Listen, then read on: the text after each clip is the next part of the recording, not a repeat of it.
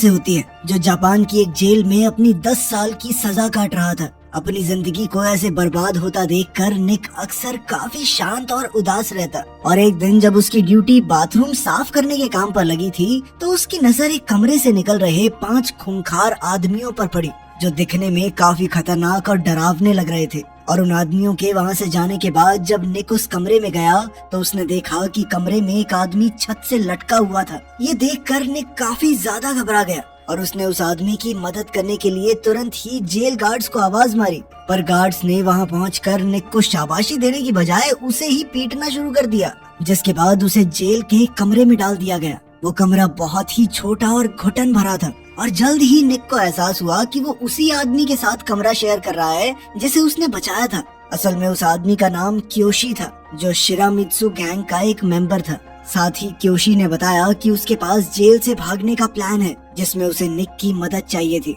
और अगर निक इसमें उसकी मदद करेगा तो इसके बदले में निक को शिरामित्सु गैंग का सपोर्ट मिलने वाला था। असल में क्योशी के मुताबिक सबसे पहले उन्हें एक तेज धार औजार की जरूरत थी, जिसे ढूंढने की जिम्मेदारी निक पर रहेगी। इसके बाद उसे इस तेज धार हथियार से क्योशी पर हमला करना होगा, जिसके बाद जेल गार्ड्स उसे हॉस्पिटल ले जाएं, जहां उसके गैंग के आदमी पहले से उनका इंतजार कर रहे होंगे। कुछ देर तक सोचने के बाद निक आखिरकार इस काम के लिए तैयार हो गया, और उसे करने का मौका तब मिला जब सभी कैदियों को बाहर काम के लिए ले जाया गया। सही मौका मिलते ही निक ने एक पत्थर अपनी जेब में डाल लिया। अपने कमरे में आने के बाद उसने उस पत्थर की धार को तेज करना शुरू कर दिया, जिसके बाद क्योशी अपने अगले कदम के लिए पूरी तरह तैयार था। क्योशी को चोट लगने से पहले उसने निक को याद दिलाया कि उसे समय रहते गार्ड्स को इस हादसे के बारे में बताना होगा, ताकि वो जिंदा बच जाए, वरना ज्यादा खून बह गया ना मैं यहीं मर जाऊंगा। और निक ने भी बिल्कुल ऐसा ही किया। जैसे ही क्योशी के शरीर से खून निकला, निक ने गार्ड्स को मदद के लिए बुला लिया, जिसके चलते क्योशी का प्लान पूरी तरह कामयाब हो गया।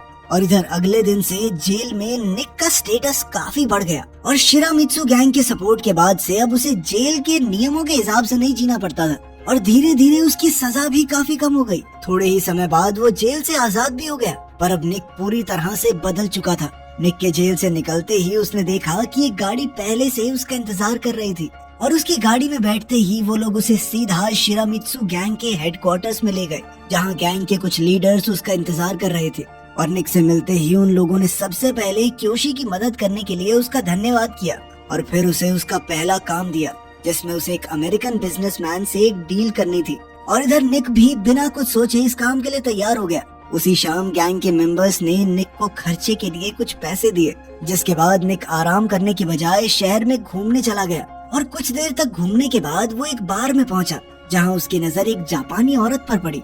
निक को उस औरत की पर्सनैलिटी काफी पसंद आई, और वो उसे एक अच्छी टिप देकर सोने चला गया। अगली सुबह क्योशी निक को डील के लिए एक मेटल फैक्ट्री में लेकर गया, जहां उसकी मुलाकात एंथनी नाम के एक अमेरिकन बिजनेसमैन से हुई। पर निक को वहां देखकर एंथनी कुछ खास खुश नहीं था, और उसने निक को बुरा भला सुनाना शुरू कर दिया। साथ ही उसने बताया कि वो शिरामित्सु गैंग की कोई शर्त नहीं मानेगा, क्योंकि उसकी बात उनके विरोधी सीसु गैंग से भी चल रही है। अगर तुम मुझे बढ़िया डील नहीं दोगे तो वो तो दे ही देंगे। एंथनी बहुत ज्यादा बदतमीजी से बात कर रहा था, और निक अच्छे से जानता था कि अब बातचीत का कोई फायदा नहीं है, इसलिए उसने एक टाइपराइटर उठाकर एंथनी को पीटना शुरू कर दिया। और अपने इस बर्ताव से निक ने अपने इरादे साफ कर दिए थे, जिसके बाद एंथनी शिरामित्सु की शर्तें मानने को भी तैयार हो गया। काम खत्म करने के बाद क्योशी और उसके साथी निक की पहली जीत का जश्न मनाने के लिए उसे एक बार में ले गए, जहां सभी लोग मजे कर ही रहे थे कि तभी अचानक सीसु गैंग के कुछ लोग वहां आ गए, जिसके बाद उस कमरे का माहौल काफी गंभीर हो गया। अचानक सीसु गैंग के हेड ने निक को ताने मारना शुरू कर दिया, पर निक सुनकर चुप बैठने वालों में से नहीं था, और उसने तुरंत एक बोतल उठाकर सीसु गैंग के लीडर के सर पर फोड़ दी, जिसके तुरंत बाद दोनों तरफ से एक दूसरे पर बंदूकें तान दी गई। पर उस वक्त सीसु गैंग के पास कम आदमी मौजूद थे, जिसके चलते वो निक और उसके साथियों को सिर्फ धमकियां देकर वहां से चले गए। पर इधर निक ने अपने उबलते हुए गुस्से की बदौलत अपने शिरामित्सु साथियों का दिल और क्योशी का भरोसा दोनों एक साथ जीत लिया था, जिसके चलते क्योशी ने उसे रहने के लिए एक फ्लैट और याजुका क्लैन का हिस्सा बनने का ऑफर दिया, जिसके लिए निक तुरंत तैयार हो गया। कुछ दिनों बाद क्योशी ने उसे उसका दूसरा काम दिया, जिसमें उसे एक बार ओनर से मिलना था, जो शिरामित्सु गैंग की बात नहीं मान रहा था। और इस बार भी निक ने उसी अंदाज से काम किया जिसके लिए वो फेमस था। इस बार क्योशी ने भी उसका साथ दिया, और अपने इस तरीके से वो गैंग का दबदबा बढ़ाते जा रहे थे। इसके बाद क्योशी निक को शिरामित्सु के एक नाइट क्लब में ले गया, जहाँ उसकी नजर एक बार फिर उसी जापानी औरत पर पड़ी जो उस वक्त डांस कर रही थी। पर तभी निक ने देखा कि क्योशी अचानक उसे डांस फ्लोर से खींचता हुआ बाहर ले गया। पर क्योशी की आवाज में उस औरत के लिए चिंता और फिक्र थी। जल्द ही निक भी वहाँ पहुँच गया, जिसके बाद उसे पता चला कि ये लड़की क्योशी की बहन मियू है। और साथ ही क्योशी ने निक से उसे सही सलामत घर छोड़कर आने को कहा। लेकिन अपने घर के दरवाजे पर पहुँचते ही मियू ने अचानक एक अलग ही रूप ले लिया और उसने निक को छेड़ते हुए अंदर आने को कहा। और फिर कुछ देर शर्माने के बाद निक भी तैयार हो गया। अपनी बातचीत के दौरान निक की नजर मियू की पीठ पर बने याजुका क्लैन के टैटू पर पड़ी, जो उसके अंडरवर्ल्ड के साथ रिश्तों का सबूत था। अगले दिन क्योशी ने निक को एक और काम दिया, जिसमें उसे एक अमेरिकन सोल्जर से हथियारों की डीलिंग करनी थी। लेकिन इस डील की खबर शिरामित्सु के किसी मेंबर को नहीं होनी चाहिए, जिसका मतलब था कि निक को ये सारा काम अकेले करना होगा। अगले दिन जब निक इसी डील को करने के लिए डॉक्स पर पहुंचा, तो उसे वहां एक अनजान लाश दिखाई दी। और इससे पहले कि निक कुछ समझ पाता, अचानक सीसू गैंग के कुछ मेंबर्स वहां पहुंच गए। असल में वो लोग डील खराब करके सारा पैसा लूटने के लिए आए थे। पर निक ने खतरे को पहले ही भांपते हुए $2 मिलियन को गाड़ी की सीट में छुपा दिया, जिसके चलते चू गैंग के सदस्यों को खाली हाथ ही वहां से जाना पड़ा। पर जाने से पहले उन्हीं में से 2 आदमियों ने निक के ऊपर बंदूक तान दी। पहले तो निक उनकी बात मानता रहा, लेकिन जब उसे अपनी जान पर खतरा महसूस हुआ तो उसने अचानक एक आदमी से उसकी बंदूक छीनकर चू गैंग के 2 सदस्यों पर गोली चला दी। और ये देखकर बाकी आदमी भी पीछे हट गए।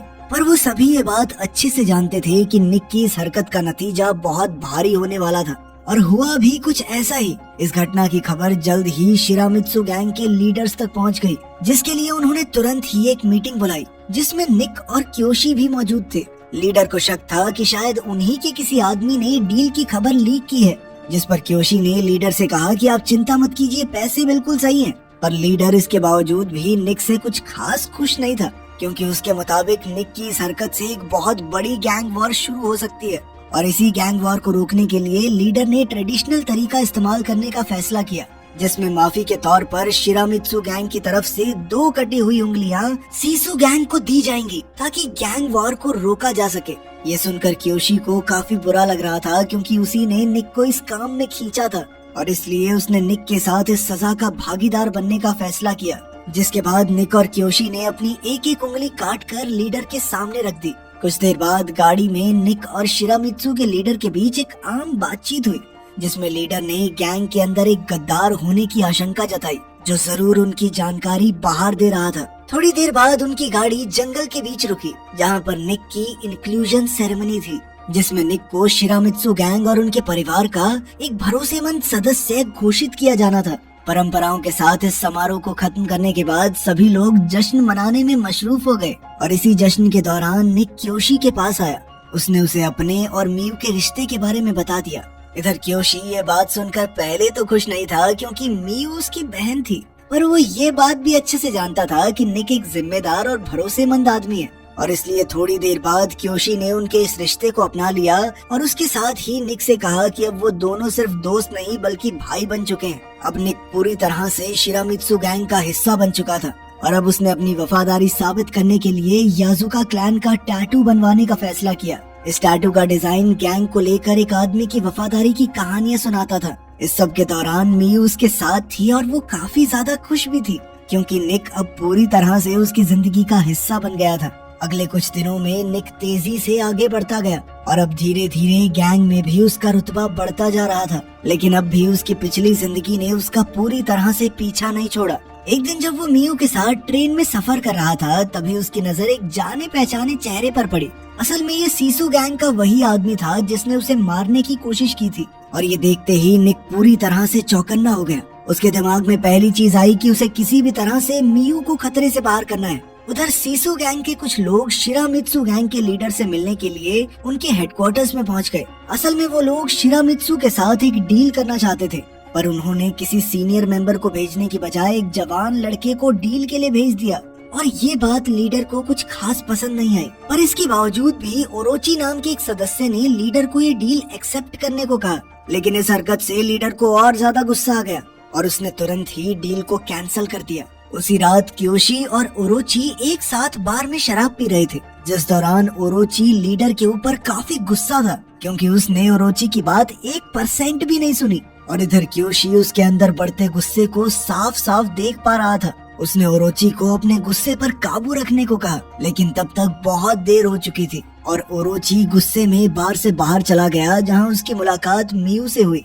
असल में ओरोची और मियू पहले एक दूसरे से प्यार करते थे और ओरोची अब भी उसे मन ही मन पसंद करता था, लेकिन मियू ने इसके लिए साफ इनकार कर दिया, जिसके बाद ओरोची ने उसके साथ जबरदस्ती करना शुरू कर दिया। पर फिर भी मियू किसी तरह से भागने में कामयाब हो गई। अगले दिन शिरामित्सु और सीसू गैंग एक बार फिर से मिले और इस बार उन्होंने एक सूमो मैच के दौरान मिलने का फैसला किया, जो कि एक पुराना तरीका था।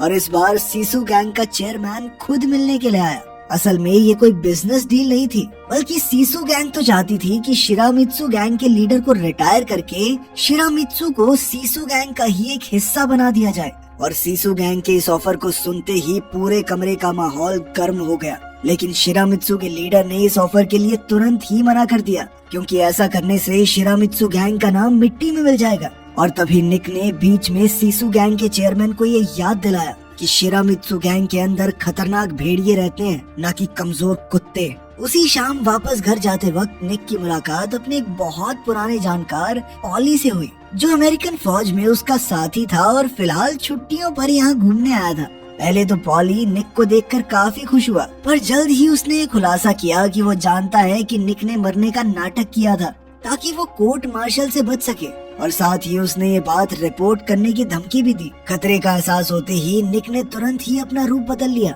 और उसने पॉली को अपने घर आने को कहा, जिसके बाद जैसे ही उसे सही मौका मिला तो उसने पॉली को खत्म कर दिया। अब लाश को ठिकाने लगाने के बाद वो मियू से मिलने चला गया, पर जैसे ही मियू ने दरवाजा खोला, निक उसके चेहरे पर लगी चोट को देखकर गुस्से में आ गया और अब वो उस आदमी का नाम जानना चाहता था जिसने मियू पर हाथ उठाया। पर मियू उसका नाम बताने से साफ मना कर देती है और साथ ही उसने निक को बताया, मैं तुम्हारे बच्चे की माँ बनने वाली हूँ। और ये खबर सुनाने के बाद अचानक मियू निक से जाने को कहती है। निक को कुछ समझ नहीं आया कि आखिर ये क्या हो रहा है, लेकिन वो चुपचाप मियू की बात मानते हुए वहाँ से निकल गया। लेकिन अब भी उसके दिमाग में सिर्फ मियू की सुरक्षा ही घूम रही थी और उसने सोच लिया कि चाहे कुछ भी हो जाए वो मियू को खरोंच तक नहीं आने देगा।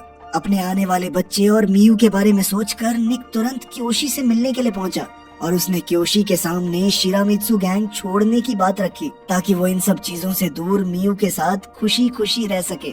इधर क्योशी ने भी गुस्सा न करने की बजाय उसे बड़े ही प्यार से अंदर बुलाकर उसके सामने 2 तलवारें रखी, जिनमें से एक तलवार दूसरों को खत्म करने के लिए थी और एक उसके लिए। क्योशी ने बचपन से ही मियू का ध्यान रखा था और अब उसे निक पर पूरा भरोसा था कि वो ये जिम्मेदारी उठा सकता है। निक ने भी क्योशी से वादा करते हुए एक तलवार उठा ली, जिसके बाद उन दोनों ने साथ मिलकर पॉली की लाश को दफनाकर सारे सबूत मिटा दिए। उधर सीसू गैंग के हेडक्वार्टर्स में ओरोची सीसू गैंग का साथ देकर शिरामित्सु गैंग को अंदर से खत्म करने का प्लान बना चुका था। अगले दिन शिरामित्सु का लीडर निक और क्योशी एक साथ एक दर्जी की दुकान पर पहुंचे, जहां दर्जी उसके सूट का नाप लेने के लिए लीडर को कमरे में ले गया। पर कुछ ही देर बाद निक को कुछ गड़बड़ महसूस हुई और वो लीडर को देखने के लिए उस कमरे में गया, जहां उसने देखा कि एक आदमी लीडर को मारने की कोशिश कर रहा था। निक ने तुरंत ही बीच में आकर लीडर को बचाने की कोशिश की और साथ ही क्योशी ने पीछे से आकर उस आदमी को गोली भी मार दी।